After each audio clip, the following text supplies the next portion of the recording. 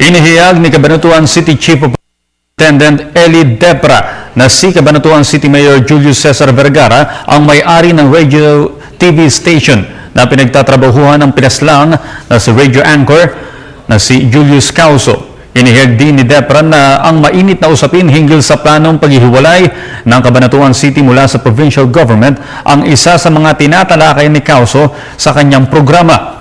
Hit ni Depra, hard-hitting anchorman si Causo at ilan sa mga tinitira sa kanyang programa ay tungkol sa mga isyu ng katiwalian. Gayunpaman, sinabi ni Depra na alamin nila ang lahat ng posibleng anggulo o motibo sa pagpaslang kay Causo.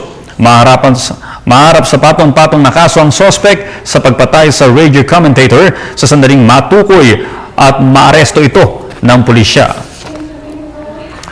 Sa iba pang balita, muling tataas ang singil sa kuryente ng Manila Electric Company o Meralco ngayong Nobyembre. Ayon kay Meralco External Communications Head Joe Saudariaga, magpapatupad sila ng 13 centavos kada kilowatt-hour na dagdag singil.